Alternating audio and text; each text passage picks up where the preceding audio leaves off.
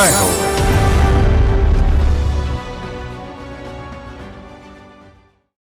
అస్తమిస్తూ వెలుగునివ్వవచ్చు, మరో ప్రాణికి గుండె గుడి కట్టవచ్చు, మరణించిన తరువాత జీవితం కొనసాగించవచ్చు.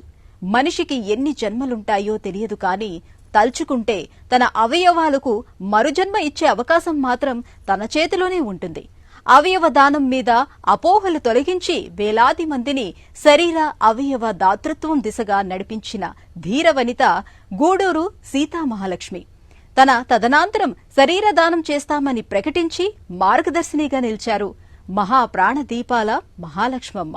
మానవతా విలువల స్వబోధిని, పరోపకారానికి మరో కోణాన్ని ఆవిష్కరించి బతుకు అర్థం చెబుతున్న ప్రబోధిని. ఆంధ్రప్రదేశ్లో సామాజిక కార్యకర్త, శరీర అవయవదాన ఉద్యమ జయపతాక గూడూరు సీతామహాలక్ష్మి. స్వగ్రామం ఉమ్మడి పశ్చిమ గోదావరి జిల్లా ఉండి, స్థిరపడింది విశాఖ. ఎంబీబీఎస్ చదివి ప్రజలకు సేవ చేయాలన్నది తన ఆకాంక్ష. కాని ఆర్థిక పరిస్థితి ఆశలపై నీళ్లు చల్లింది. అయినా సీతామహాలక్ష్మి ఆశయ దీపం ఆరిపోలేదు. ఆమె వ్యక్తిగత అభిరుచితో మానవ శరీర నిర్మాణ శాస్త్రాన్ని శోధించారు. తర్వాత కాలంలో అఖిల భారత అవయవదాతల సంఘాన్ని స్థాపించారు. తెలుగు రాష్ట్రాల్లో శరీర అవయవ దానాలను ప్రోత్సహిస్తున్నారు. భయంకరమైన బాధాకరమైన విషయం ఏంటంటే, శరవేగంతో అభివృద్ధి చెందుతున్న దేశాల్లో మన దేశాన్ని పోల్చినప్పుడు జీరో స్థాయిలో ఉన్నాం మనం. అవయవదానం అన్నా, శరీరదానం అన్నా, అసలు ఆర్గాన్ ట్రాన్స్ప్లాంటేషన్ అన్నా ప్రజలు అసలు దాని గురించి అవగాహన లేదు. ఒకవేళ మనం అడిగిన యాక్సెప్ట్ చేసే స్థితిలో లేరు. చాలా అంటే అపోహలు ఉన్నాయి, అపనమ్మకాలు ఉన్నాయి.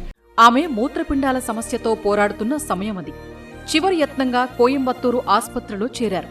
అక్కడ కిడ్నీ దాత లభించక ఓ 8 ఏళ్ల బాలుడు చనిపోయాడు. ఈ ఘటన తనను కదిలించింది. అవయవదాన ఉద్యమ భేరి మోగించేందుకు నాంది పలికింది. 2000 సంవత్సరంలో నేను ఒక కిడ్నీ సమస్యతో బాధపడ్డానండి. నిమ్స్ హాస్పిటల్ డాక్టర్లు మీరు కోయంబత్తూరు వెళ్ళండి, అక్కడ వేదనాయకం హాస్పిటల్ ఉంది, నేను అక్కడికి వెళ్ళాను. నాకున్న రూమ్కి ఎదురుకుండా ఒక అబ్బాయిని అడ్మిట్ చేశారట. అప్పటికే 1 ఇయర్గా అబ్బాయి డయాలసిస్ మీద ఉన్నాడు. తల్లిదండ్రులు కన్నీరు మున్నీరుగా ఏడుస్తుంటే నాకు కూడా దుఃఖం ఆగలేదు. అరే ఈ బిడ్డలు మనం ఎలా కాపాడేలని ఒక అంతర్మదనం నాలో బయలుదేరింది. ఈ అంతర్మదనంలోంచి ఈ ఆర్గాన్ డొనేషన్ ఎవరు చేస్తారు, అసలు మన భారతదేశంలో ఈ పరిస్థితి ఉందా, అవయవ మార్పిడి జరగటానికి ఉన్న అవకాశాలు ఏంటనే దాని మీద నేను దృష్టి పెట్టడం జరిగింది. జనచేతనకు తనే తొలుత ఓ స్ఫూర్తిగా నిలవాలని సీతామహాలక్ష్మి నిర్ణయించారు. మరణానంతరం వైద్య పరిశోధనలకు శరీరాన్ని దానం చేస్తానని ఆమె ప్రకటించారు. ఆమె ప్రకటన ప్రజల దృష్టిని ఆకర్షించింది. పత్రికల్లో నాడు పతాక కథనంగా ప్రత్యక్షమైంది. హాస్పిటల్లో తలెత్తిన ఒక ప్రశ్న, ఒక అబ్బాయి నన్ను ఆ కళ్ళు వేసిన ప్రశ్న, డయాలసిస్ మీద ఉండి ఒక 8-9 ఏళ్లు నిండకుండానే అర్ధాంతరంగా తనువు సాలించిన ఆ పసిబిడ్డ మొహమే తను బతకడానికి పడ్డ ఆ పోరాటం, ఆ తాపత్రయంలోంచి నేను మొదలుపెట్టిన అన్వేషణ ఫలితమే ఈ శరీర అవయవదానం అనే ఉద్యమానికి నాంది పలికింది. సో ప్రజలు యాక్సెప్ట్ చేయటానికి సంసిద్ధంగా లేని రోజుల్లో 21 సంవత్సరాల క్రితం మీ బాడీ ఇస్తారా లేదా మీ అవయవాలు ఇస్తారా అని అడుగుతున్నప్పుడు చాలా విచిత్రంగా వింతగా చూసేవారు. అన్నిటికీ పరిష్కారం నేను నా టోటల్ బాడీ డొనేట్ చేయటం అనేది నమ్మాను, వెళ్ళాను. జ్ఞానేశ్వర్ గారి దగ్గర నుంచి అప్లికేషన్లు తీసుకున్నాను. ఆమె ఉక్కు సంకల్పం, ప్రగతిశీల భావాలు మరికొందరిని కదిలించాయి. వాల్తేరు తీరంలో 35 మంది మరణానంతరం శరీరదానం చేస్తామని ప్రతిజ్ఞ చేశారు. వారంతా సీతామహాలక్ష్మి నేతృత్వంలో ఆంధ్ర వైద్య కళాశాలకు వెళ్లి ప్రకటన ఇచ్చారు. అవయవదానంపై అవగాహనకు, విస్తృత ఉద్యమానికి ఆ సంఘటన శ్రీకారం చుట్టింది. ఈ ఉద్యమాన్ని నిర్మిస్తున్న క్రమంలో మర్చిపోలేని మధురమైన సంఘటనలు నాకు జరిగాయండి జీవితంలో. అక్టోబర్ 9th జరిగిన ఒక చరిత్రాత్మక ఘటన ఏంటంటే, ఆంధ్ర వైద్య కళాశాల చరిత్రలో ఒకే రోజున 35 మంది తమ టోటల్ బాడీని డొనేట్ చేస్తూ ఆంధ్ర మెడికల్ కాలేజీకి విల్లు సమర్పించిన రోజుని ఒక పెద్ద ప్రధానమైన సంఘటనగా పేర్కొనడం నా జీవితంలో అది మర్చిపోలేని మధుర సంఘటన అండి. మానవతా పరిమాణాల్ని వ్యాప్తి చేస్తున్న సీతామహాలక్ష్మి పేద బాలల కోసం అక్షర జ్యోతులు వెలిగించారు. తన విద్యా సేవల కోసం 2008లో Savitribai Phule education and charitable ట్రస్టును ఏర్పాటు చేశారు. 150 పేద బాల బాలికలను దత్తత తీసుకుని చదివిస్తున్నారు.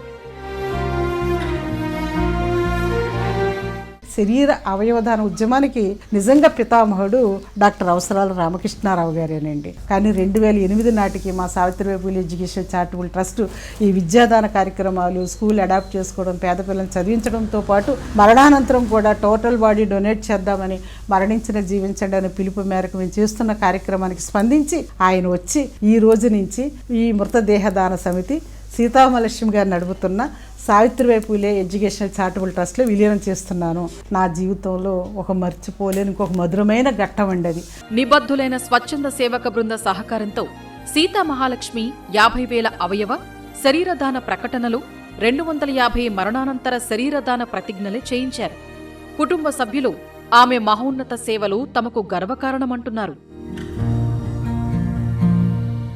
మా మమ్మీ చేసిన అనేక ఉద్యమాల్లో, అనేకమైన సర్వీసెస్లో అన్నిటికన్నా నేను చాలా ప్రౌడ్గా ఫీల్ అయ్యేది ఆర్గన్ అండ్ బాడీ డొనేషన్ యొక్క అవేర్నెస్ ప్రోగ్రామ్స్ తను కండక్ట్ చేయడం, ఎంతోమందిని ఇన్స్పైర్ చేయడం. ఇప్పుడు ఇంతమంది 50,000 మంది పైగా బాడీ డోనర్స్ మనకు ఉన్నారు అంటే తను డైరెక్ట్గా మోటివేట్ చేయడం ద్వారానే ఇంత చేంజ్ సొసైటీలో వచ్చింది. ఇంకొక very proud service she is doing is for the kids to provide education ఇస్తే వాళ్ళకి లైఫ్ ఇచ్చినట్టే అనేది ఆవిడ గాఢంగా నమ్ముతారు. So these are the 2 service I'm extremely proud of. శరీర అవయవదానం కోసం సీతా మహాలక్ష్మి నిరంతర కృషి ప్రభుత్వాలను కదిలించింది. పథకాలెన్నో వచ్చాయి, చట్టాలు మారాయి. 2013లో ఆంధ్రప్రదేశ్ ప్రభుత్వం జీవన్ దాన్ పథకాన్ని తీసుకువచ్చింది. అవయవ దానాలను పెంచటం, మార్పిడి అవసరమైన రోగుల జీవితాలను మెరుగుపరచటం ఈ పథకం ప్రధానోద్దేశం.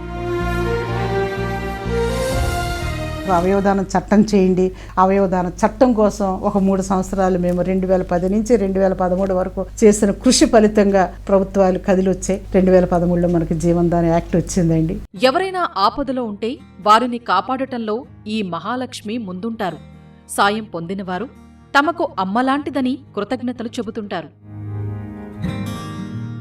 తను నాకన్నా చిన్నదే, కానీ తను నేను అమ్మలాగే భావిస్తాను. నేను ఈరోజు బ్రతుకున్నానంటే మొన్న సడన్గా తీసుకొచ్చి ఇక్కడ హాస్పిటల్లో జాయిన్ చేసి అప్పటికప్పుడు ఇమ్మీడియట్గా ఆపరేషన్ చేయించి నా దగ్గరుండి, ఆ రోజు రాత్రి కూడా నా దగ్గరుండి నేను బ్రతుకున్నానంటే తన వల్ల ఈ రోజు. ఆమె తన సేవలతో ఎందరికో జీవనరేఖ అయ్యారు. మరణం తర్వాత కొన్ని జీవితాలను వెలిగించే శక్తిని ఆమె తనను విశ్వసించిన వారికి ఇచ్చారు. ఒక బిడ్డను చదివించడం కోసం, స్పాన్సర్ చేయడం కోసం ముందుకు రండి. అలాగే అవయవదానం చేయడానికి ముందుకు రండి. శరీరదానం చేయడానికి ముందుకు రండి.